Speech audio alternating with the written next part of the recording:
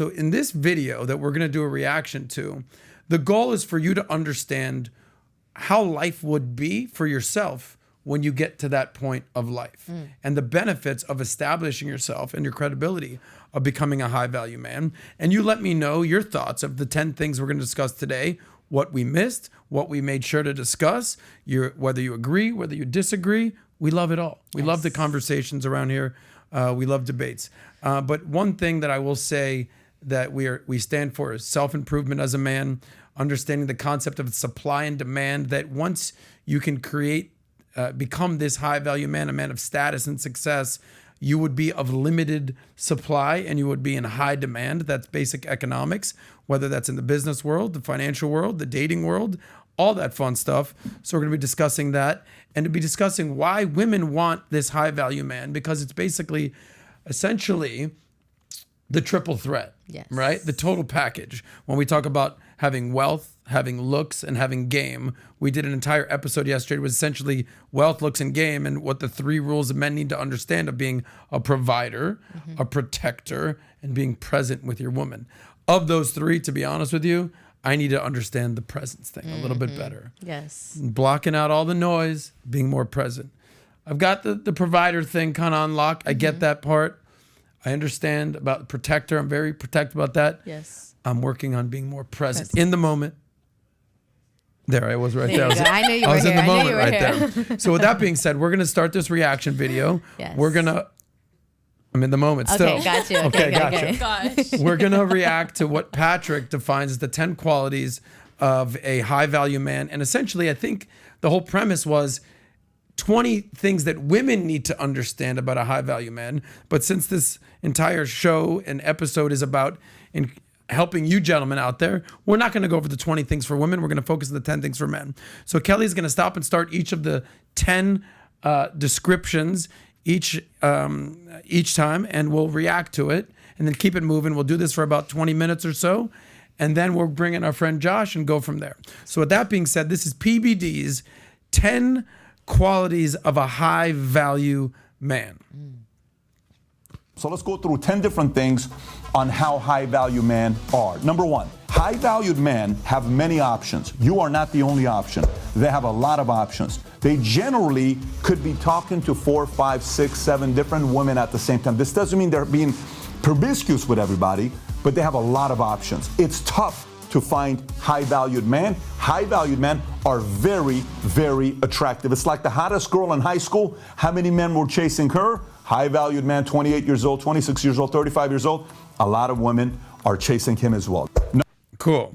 So high value man has a lot of options. Yes. Okay, so here's how I would define this, because Pat used it in terms of relationships, because obviously this episode was encouraging women. What I would say is this: whether it's in the business world, whether it's in relationships and women, whether it's a lifestyle where you're going to be operating and living, that's exactly what a high value man has options. So for instance, in business, I've been working at the same company for 17 years. Wow. Okay, 17 years. Holy shit. Yeah. My same financial firm. Do you know how many times I've gotten recruited by other companies? Nonstop.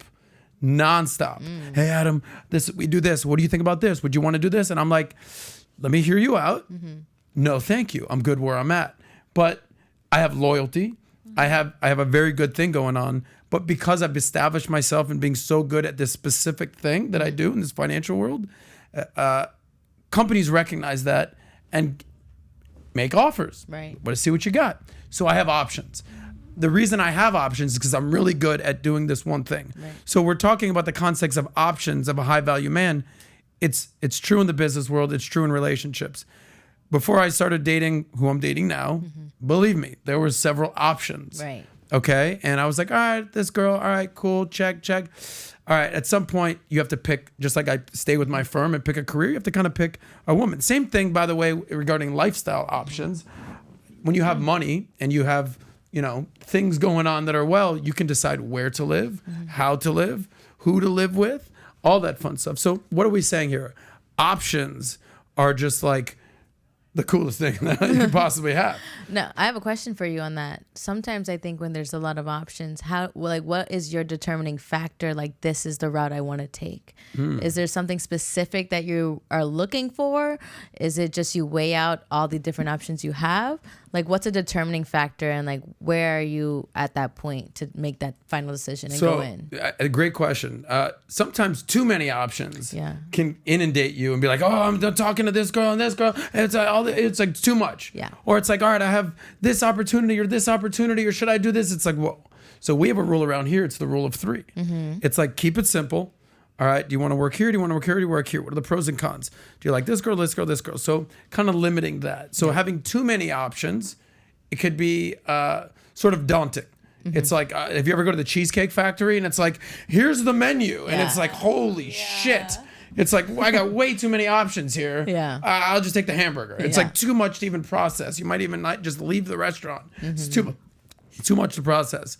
But conversely, when you don't have any options or you only have one option, that is probably even worse than having way too many options. I agree. So I think that recognizing that options are a major benefit, and that is a side effect, or the major benefit of becoming a high value man is having these options. So relish it, appreciate it, don't take it for granted, and just recognize that options aren't always going to be there. So seize the moment, carpe diem. So that is my reaction to having options. Once you can build yourself up to a man, again, whether it's in business, whether it's lifestyle, or whether it's with women, options are a very good thing. And then choose wisely. Okay, number 2. To high-valued men, these are not desperate men. They have a lot of options. The last thing you're going to feel from is desperation. So if you miss that 22-year-old guy that was all over you, clinging on you, you're not going to get it from these types of men. If you want that, they're out there. If you want something like this, you're probably not going to get that from them. Number 3. Okay. This is... I want to back that up a little bit. So desperation is sort of a byproduct of not having any options. Pat even said that. It's like, well, they have got options. Yeah. So, there's a famous financial saying that Dave Ramsey says. It says, when you're broke, you're desperate. And when you're desperate, you're stupid and you do stupid things. So to use that in terms of getting women, if you have no women, okay, you're desperate, and then you'll do stupid things even when you get a girl. So when you have options as a man, you're not desperate. You're like, please, can we go on a date? Because, at some point, a guy, no matter what, you're going to kind of like a certain girl or a certain job opportunity or a certain apartment that you want to live at better than others. But because you have other options, you will not be desperate and you will not show desperation. I would often say this to a friend of mine. He would say, so he was an editor, sort of freelance. And I would say, all right, so here, and he worked for me for a little bit. I'd say, all right, I'm paying you $20 an hour, and this is it. Well, I'm used to making $40 an hour. And I said, okay, well then go take that job opportunity. Well, I don't have any other job opportunities right now. So you'll be accepting this $20 an hour job. He's like, all right, fine. Because he has no other options. So again, when you're broke, you're desperate, and you're desperate, you're stupid. Whether that's in finances, brokenness leads to desperation. You make stupid decisions. You don't have any other options. Same thing with dating women. So totally agree that a man, a high value man who has options, he is the exact opposite of desperate. I even think that rule is relevant to also women. I think a lot of the time, especially today, you see women who are in desperate places where they end up making decisions that do impact their life long term, like that's where a lot of people get into more of the promiscuous side of careers, and I think that also risks the value of what makes that woman as well. So I think that's a really important one that even you can see on both ends of the spectrum. So it's better to have the options than to be so desperate to where you kind of risk what your morals are. So I really like that one. I think we're recognizing that this options thing, another word for options is having a choice. Yes. If you have no choice, you feel limited. And that's when obviously desperation kind of starts to creep in and be displayed. So having choice and options is a beautiful thing. Number 3, Kels. Something like this, you're probably not going to get that from them. Number 3, this is a tough one to embrace. Their marketability and their value is just going to go up. The more they age, the more they succeed, the more they win, their marketability and value is going to keep going up. So you just got to keep that part in mind. There's not going to be declining. There's just constantly going to be increasing. The better they get, the wiser they get, the more they succeed. Okay. This is true.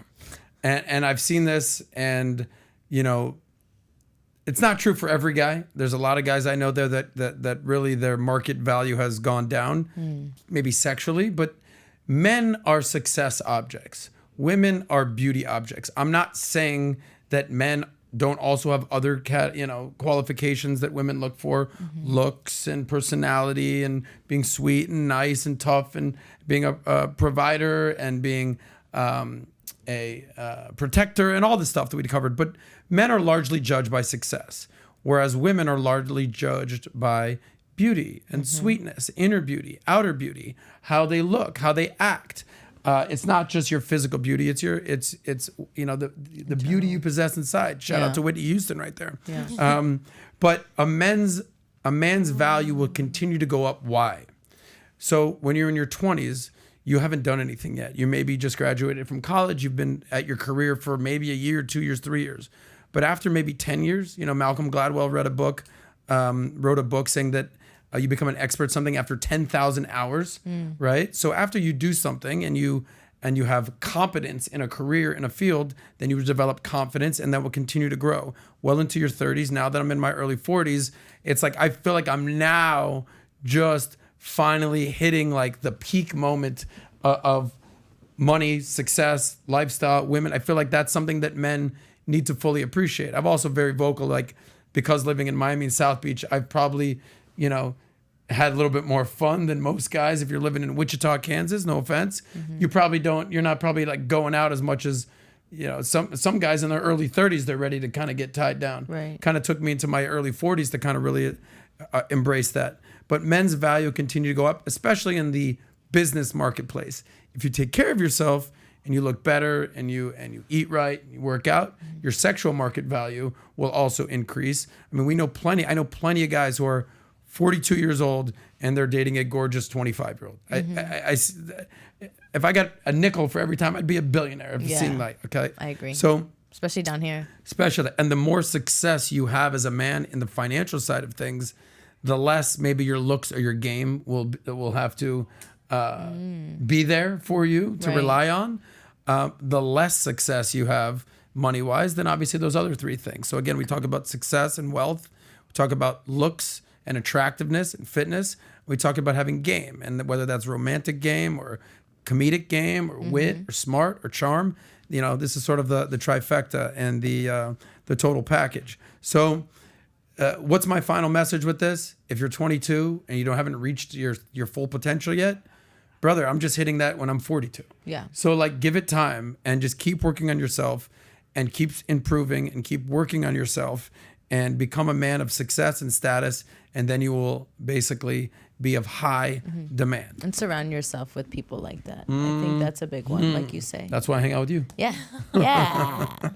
You too, Kels. All right, that's number 3 is value continues to go up. So if you have not reached your full value yet, keep working. It will only get better. Side note, most men make the largest amount of their income in their 40s and 50s. So just think about that. It's because you've put in 10, 20 years of expertise and now you're reaping the benefits of it. So you're basically telling ladies, if your man is not you're basically, if he's in his 30s, hold out until he's in his 40s. Potentially. But if they haven't picked a path that they're starting to succeed at by 30, certainly by 40. Correct. Jump ship. Yeah. Okay, number 4. Number 4, they don't chase, they attract. So meaning, they don't mind courting because they want that. They want to court, they want to go through that process, but they're not chasers. So the whole thing of, let me do this 3 calls, he did this, I can't call him back, I can't pick up. If he does this, they don't play the chasing game. They're constantly attracting good people in their lives. They're not turned on by games. 1,000%. So there's a difference between chasing and courting and pursuing. So chasing, like, I have a rule. Like, if I get a girl's number, for instance, when I was doing the dating thing, 2 texts max.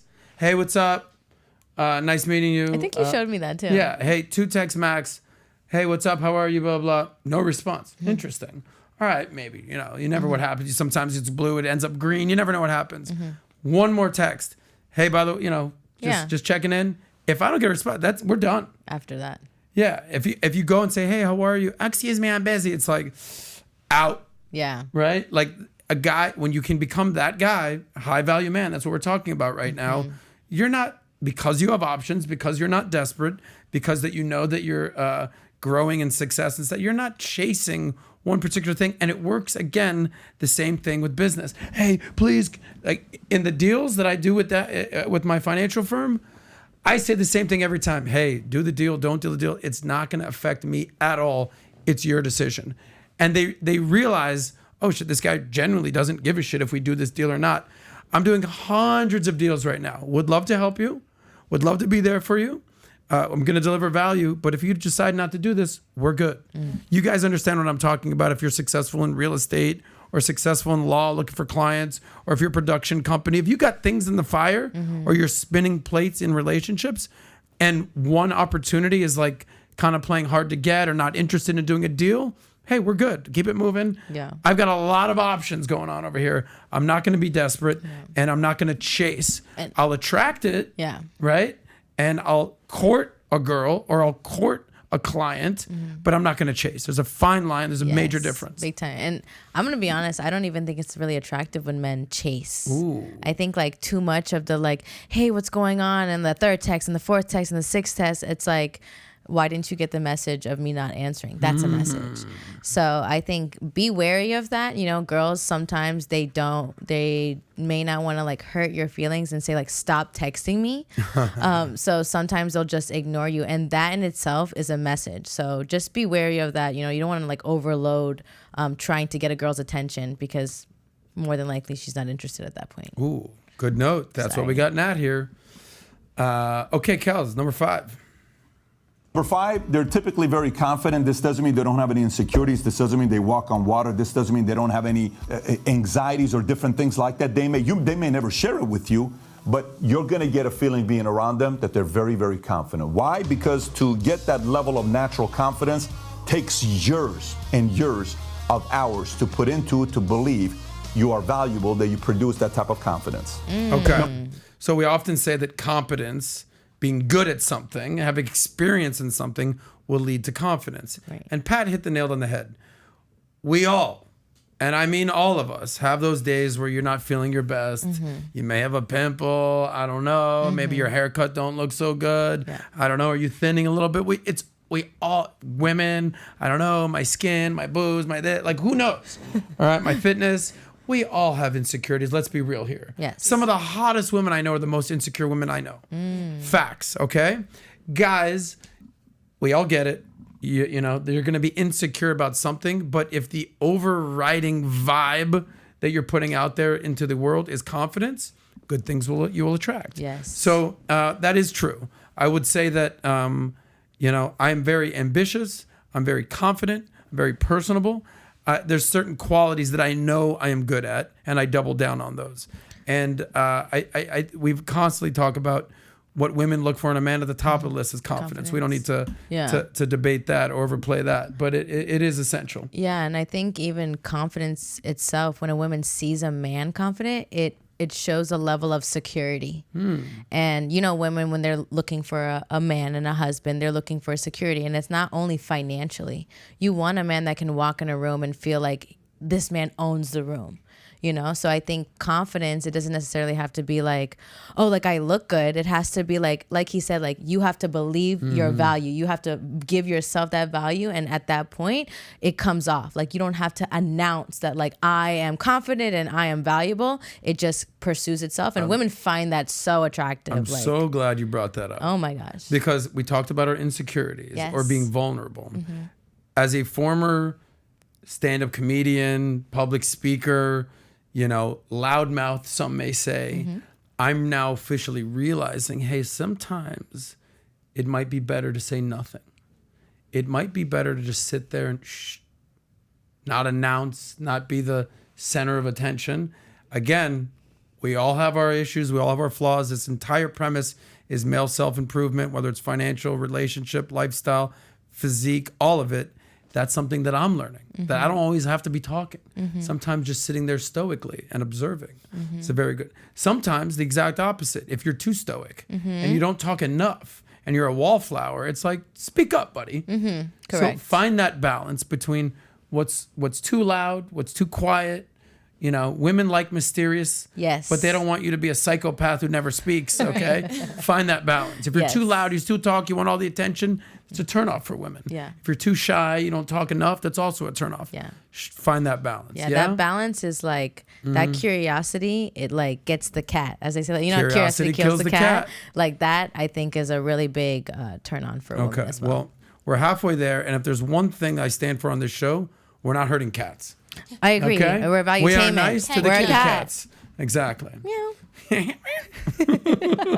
it again. Okay, do it again. Meow. All right, number 6, Kels. Number 6, they take care of their body. This doesn't mean they're all bodybuilders with six packs, but generally a high value man, they exercise, they have a decent diet, they don't fool around when it comes down to that. Doesn't mean it's perfection, but they do take care of their body, so they expect their women to also take care of their body. Okay. I love this one. Now, most men who are super successful, I'm talking about super successful guys, they're eating right. Yes. I mean, meaning like they're eating good. So they may have a little bit of a dad bod going on. I love it. And I think there it is. I think love women it. I can love appreciate it. that. So like, I'm not talking about super successful guys. Don't feel bad if you don't have a 6-pack, abs, muscles galore. Just look good in a suit. Yeah. That's all you have to be. Don't be overweight. Don't be sloppy. Don't be gross. Look Keep look your good. hygiene well. Yeah. I'll tell you right now. I'd rather be super successful and have a little bit of a belly than ripped, shredded, and living paycheck to paycheck. Facts. It's true. Okay? So, you know, look at PBD. Big, strong guy. But he doesn't exactly have a 6-pack going on right now. But I would trade places financially with PBD any day of the freaking week. Just know that. I even think, I don't know, when I see like men who are very wealthy, they do have that body that you speak of. And I don't know, I feel like it's like a wealthy belly. Yes. A wealthy belly. I just ate steak and pasta. Yes, last night. but you know, like this man is taking care of himself. You know, he looks good in a suit, even looks good, like, you know, in a bathing suit and everything. But it's like, there's something about it that's like, you don't need a full clean cut 6 abs to be like, oh, you're taking care of yourself. Yeah. There's just something about that belly that's What were you going to say, attractive. Kels? It's like historically proven in all these old portraits of like kings and queens and women, they're slightly overweight or even overweight because that was a sign of wealth. That was having money, you're eating well, you look beautiful. Yeah. That was a sign of beauty and wealth. Right. Yeah, that's like also in whether it's Japan or you know, Southeast Asia, the fairer skin you are as an Asian shows the more successful because you're not out working in the fields. Right. You're in the house. Oh my gosh, I'm brown. Okay, but you're not. Don't worry. Her family be working. Listen, if there's one thing that we know about Natalia, she got strong work ethic. Her family man, that's be so funny. working. Well, shout out to you and your work ethic and your beautiful brownness. Morena. Yes. But careful, there's always a fine line between like, you know, being like a little belly and then being unhealthy. Correct. So just be Correct. mindful of that. Yeah, I ran into, I'll say this, I ran into, a buddy of mine ran into an ex of mine. Okay? And they took a picture together because, you know, I for the most part, by the way, be very weary of when you're dating a girl or a guy, for you girls out there, and they talk about, oh, I fucking hate him, he's an asshole. Flag. It's like, all right, that was your last, yeah, he's an asshole. What about the one, piece of shit, cheated on me? It's like, track record, why is every guy you talk about, you hate him? Yes. Okay, full disclosure, dated a bunch of girls in my life. I guarantee you call every single one of them. What do you think about Adam? He was so nice, whatever. We had a great time. It just didn't work out. Yeah. Like, meaning, ask them for a referral. Like, things will be okay. Not every relationship is going to work. We know that. But if every relationship you're in, you hate them, they suck. It's like, oh my God. It's like, all right, maybe you're the problem. The problem. Same thing with work. Oh, why, you've got 10 jobs in your resume. Oh, my boss was an asshole. Oh, they disrespected me. It's like, well, maybe you were not working that hard. Maybe you were the one disrespecting your job. So just be wary of that. So the point is this. Buddy of mine runs into an ex. And that's how they know each other. Yeah. And they're like, oh my God, let's take a picture for Adam. So they both sent me a picture. Yeah, ha, whatever. Yeah. And I go, how was the dude she was with? Yeah. Because I'm concerned, you know. And he goes, yeah, you know, he looked good. He looked healthy. He had a little bit of a belly, but like he's eating good belly. Yeah. So I'm like, oh, so he's doing. He seemed like he's doing well. Yeah. So meaning like exactly what you're saying. I was like, me being curious, I'm like, well, what do you mean? How do he look? Was he? Yeah. I'm like, was he fat? He's like, no, he just kind of had like a rich belly, Wealth belly. a wealth belly. Wealth belly. Meaning you're eating good. Yes. So I kind of have that right now after You're my eating trip. good and you're paying the bills. A money bag. A money bag. A money Oh, I bag. like that, Ooh. Kelly. Okay. Number 7. I love that. Number 7, they're not needy, they're not clingy, they're not constantly seeking your approval. And some want that. Some want they're meant to constantly be seeking their approval. You're generally not going to get a lot of that from a high value man. Yeah, I mean that just goes back to 1, 2, and 3 is that he has options. He's not desperate and he's confident, and he's not going to be like, "Please, baby, what do you think? Oh, what do you?" Yeah. It's a very unattractive quality for a man. And for a woman to me, because I've talked to a guy where like he was like more on the clingy end, and before that I talked to a guy who like wasn't. And when I got the taste of somebody who was like really clingy, I was super like turned off by it because I just thought to myself like, why aren't you working? Like, You have too much time to text me. Yeah, like how do you have every single minute of the day you're texting me and it's like I don't answer you and you're upset about it. I'm like, I'm working and I'm not, I don't even have my own business like you do. Like, how do you have so much free time like that to do that? So it's, women pick that up easily. So just be mindful of being like wanting to see your girl because it's more of a turn on when you leave a little bit more mysterious. Like, sorry, babe, I'm working, I'll call you at the end of the day. I think women can appreciate a guy who's working hard. And let's say you're making plans with your girl, you're in touch with your girl, whatever it is. You say, hey, about to go into a business meeting. Let's talk in a few hours. Whatever it is. I'm like, oh my gosh. Did you see that? I'm like, okay, babe, have a great meeting. I hope you kill it. Remember that. Close the sale. Yes. These girls just both got a little Don't be making up stuff. over here. Just do you. Yes. And we love that. We support that. Yes. But I also agree you can make stuff up. No. Too partial. If you're not that busy, dude, yet. At least fake it till you make it. Be like, hey, babe, about to go to an audition. Hey, babe, we got a podcast. Hey, got a business meeting. You're not wrong, but actually go do those things. Yeah. Fine, make yourself busy. Right. Correct. Like, make it. Yeah. But fake it till you make it. Like, if you're not that busy, don't be like, hey, just home playing video games. What are you up to? I'm blocking you. Bye. Yeah. Hey, got to run off to a meeting. Hey, got something I got going on. Look busy, but actually be busy. Right. Yes. That's the intention. Okay, number 8, which I think is probably the most important thing on this list. Go ahead.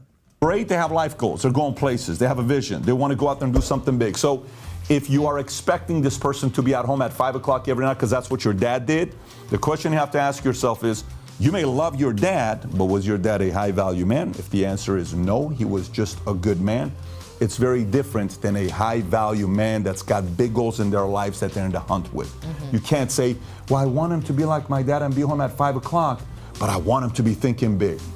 There's a big conflict there. You have to understand that part. Number 9. Here's the deal. The most important thing a man can have is big life goals. Okay? And don't expect your women or your woman in your life to fully understand, appreciate, or recognize what your goals are. Because her goals might be entirely different than your goals. And when you state what your goals are, as a man, don't expect your woman to be like, I love it, go for it, babe. They might be like, oh, all right. And they might, whether they're into you or maybe vetting whether you're the right guy for them, do not deviate your life goals, your big dreams, your aspirations to appease a woman, to appease your family, to appease your mom, to appease your sister, to appease your dad. Don't do it. Don't compromise. If you have big goals, own them and go for them. I'm telling you right now, I've been in relationships that have not worked out. And every single one of them, I said, I want to do this. I want to do this. I want to do this. And they weren't exactly like, you got it, babe, go do it. Like one was full on like, yeah, good luck with that. Starting this podcast 6 years ago. No way. So where are you at now? Look at you now. Okay? I'm just saying. That was the same girl that ran into the friend, by the way. No. Swear to God. Wow. So, if you've got big goals and you've got big aspirations and you have big dreams, go get that. They say chase success, not women. Yeah. If there's something you want to accomplish, your girl or the girl you're talking to may not be on the same page as you. I promise you this might be controversial. Your goals, your dreams are going to get you a lot further in life than whatever girl you're with. I'm sorry. Well, because once you get those big goals, big dreams, there's plenty of fish in the sea. I will say this though. Once you are on track and you are accomplishing your goals and you're on the track of doing that, when you find a woman that does support you during that process, that will also elevate you in a different way. So just be mindful. Don't feel like just because you love this girl right now, this is the girl you want to be with, that you're going to deviate what you're trying to do to better yourself as a man and for your future life. But on that route, you will find the woman that will be the supportive woman you need in order to accomplish those goals. Yes. So just maybe know, like, maybe not right now is the time, but the time will come. Okay. So Number 9. They take responsibility. If they're going to screw up, they're going to take responsibility. If this is a real man that's a real leader with the right character, they take responsibility, and when they screw things up, and they'll generally improve. Okay. The hardest thing in life to do is look in the mirror and tell yourself, I really fucked this one up. I got to own this. You have no idea how many times I looked in the mirror and was like, you again, bro? I got you. But then you have to realize, okay, why am I feeling this way? Am I going to make an excuse, or am I going to own up to where I screwed up? And the guys that succeed take ownership. They get through it, and oftentimes they get better because of it. And they don't lament, and they don't live in the past. And they say, all right, something happened. Let me understand why this is happening to me, why I screwed up. Let me own this, apologize if needed, move on. Yeah. They don't dwell. They don't wallow in it. They keep it moving. We're all going to screw up. We're all going to have issues. Own up to it, move on. Yeah. It's the best thing that I could tell you. Take responsibility and accountability. Nobody likes a victim or victim mentality. Right. And I think this one's even important as like being a parent at times. You know, when you are like having, I'm saying this out of experience from my parents. Sometimes when they would scold me on certain things and I wasn't wrong, right? They would have to own up to, hey, you know, I'm sorry for addressing you in this way. And when they would do that, it would create me to have a little bit more respect for them. Like, wow, you know, like you are someone who is leading me. You know, I look at you as like, you can't do no wrong and you know everything that's right. So for you to, you know, take that understanding that you messed up, it makes me trust you more. It makes me like, okay, wow, like you can recognize when you do great and you can recognize when you do bad. So that's a really important one that sometimes people may overlook because they think like, oh, I'm like lowering my ego. But sometimes that's like a switch you need to have a connection with a person, and especially your kids. So that's a big one because I was a little bit of a rebel child. Yeah, shout out to Marvin D for dealing with a badass Natalia, making her work out in the fields. That's how she got that nice, beautiful brown tan. Maybe that's what happened. Get out there and work, girl.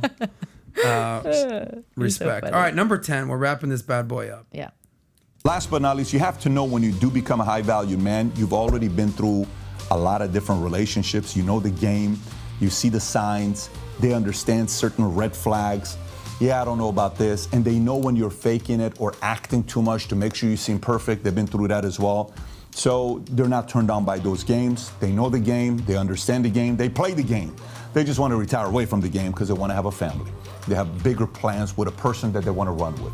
So understand that part, that they're very clear about how the game goes. So now, before I get into... Okay, cool. Yeah, I would say that at a certain point, a certain phase of your life, you understand the game. The business game, the game of life, which you're consistently learning and applying, and also the game of women. You've been around, you've been on multiple dates, you've had relationships. We talk about experience, we talk about competence, it leads to confidence. If you've been out there and you've been dating, you understand what a good girl is, maybe not such a good girl is, what red flags to identify in women, who to invest your time with, who is just simply someone you can spend your time with, not invest your time. The difference between a short-term girl in your life and a long-term girl in your life. The difference between a one-night stand and a hookup and just something casual versus like, oh, hold on, ding, ding, ding, ding. We may have a winner here. So men with experience know the game. So that is some of the benefit of being in it for a little while, is understanding the game. It's like sometimes in the NBA, some players, they might be a little bit older. Like Chris Paul is a perfect example if you're familiar with that guy. He's probably in his late 30s, still one of the best point guards in the NBA. Not fast, not athletic anymore. He ain't dunking on you. Doesn't have the best shot. But what does he have? He understands the game. Often they say that the game slows down for these types of guys. They're not in a rush. They're not in a hurry. They're what they call heady players. They're smart. They understand the pick and roll. They understand, all right, cool, the defense is doing this. So you just become wiser. You understand the game of basketball, understand the game of life, understand the game of dating, and you play it accordingly. So that, my friends, are the 10 qualities of a high-value man that PBD broke down. And I got to tell you, this guy PBD, I think he's going places in life. I don't know. If we're just using this one... you don't know? I know. He is. So if you like that clip, click right here to watch another. Or if you want to watch the entire Soscast, click right here.